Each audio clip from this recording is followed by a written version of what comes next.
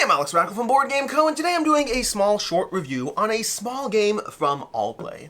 This is Wordsy, designed by Jill Hova, and the basic idea of the game, as the name might imply, is it's a word game. It's a word game where players are trying to come up with the absolute best words to score the most points. Many games have done this before. The question is, what does Wordsy do differently? Well, Wordsy gives you the prime letters that you're going to incorporate, but you can include any word you want, no matter how long. The goal is to include those letters, not to be restricted by those letters. So go ahead and come up with the best possible word you can imagine. For example, looking at this display over here, I could go with hands. Hands would give me the H, the N, the D. It would give me the S. I feel I can do better than that. I could do handiest. That does the exact same things. Nothing's really changed. I could do pharmacy. That would give me the P, the H, the R, the M.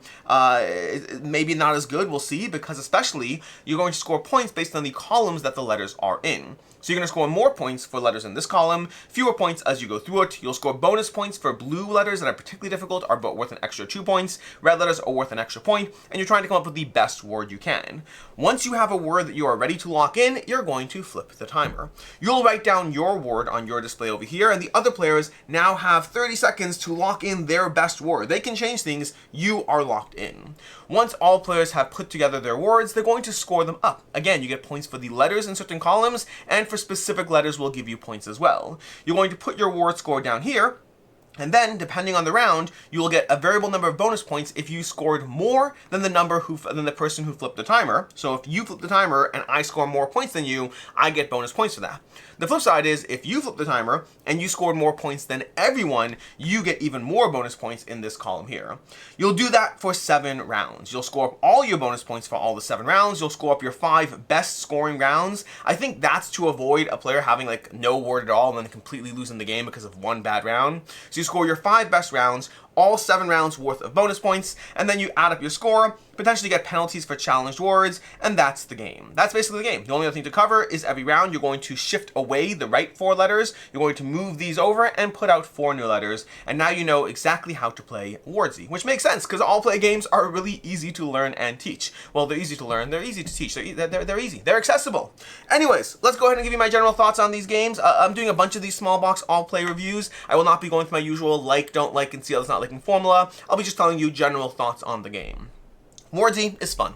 There's a lot of word games out there, and I think if you like them I think if you like word games as a category, it kind of goes as a category. Sure, there'll be ebbs and flows as ones you like more, but they very much have a strong similarity, like the core mechanism. Like when you're playing a dungeon crawler versus a dungeon crawler, the core mechanism might be like this amount of the game, but there's so much around it.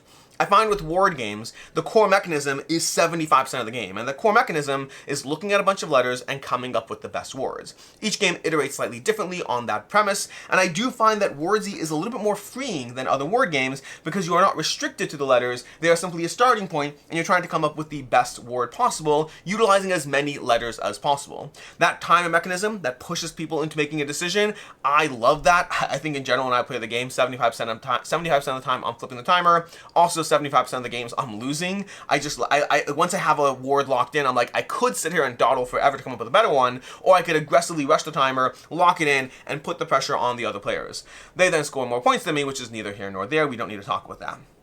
Wordsy is fast, it's easy to teach, it's easy to play, it is quick playing, it does not outstay its welcome. I like the time mechanism, I like the focus on certain letters being worth more points based on the column they're in. I don't know if I love those letters being in play. I have found too often that even having the same 4 letters, specifically because you're trying to focus on these 4, once they're in play for the next round, I find there is a tendency to have similar word structures in your head. I think I'd almost rather completely clear the whole thing and start fresh, but I haven't bothered doing so. I just instinctively, I think I might enjoy that. Overall, Wordsy is fun, but it is still a word game at its core, and word games at their core, usually for me, are games that I enjoy, but don't drive me crazy. They're not amazing experiences for me. They're a word puzzle of trying to find out the best combination of words. I find that I get the same out of this kind of experience as I would out of a little phone app on my phone, a phone app on my phone. But if you like word games, I think this is a good twist on the genre. And again, easy to teach, quick to play, very accessible, all of that. Overall, I'm going to come in at a 3.5 out of 5. I like it, I have fun with it, but it's still a word game, and those rarely do wonders for me. If you're looking for other game recommendations, definitely check out Paperback Adventures. Paperback Adventures, is that what it's called? I think it's called Paperback Adventures. Paperback Adventures, the solo version of Paperback that gives you an adventure to go on across several arcs with a little bit more of a deck building premise to it. And then also check out Illiterati, one of my favorite word games as far as the timer, the cooperative nature of it. I really like the cooperative nature. It really puts a spin on the premise of word games in general. In any case, and until next time, I'm Alex Radical from Board Game Co. I hope you found this review helpful, and as always, I hope you have a good one.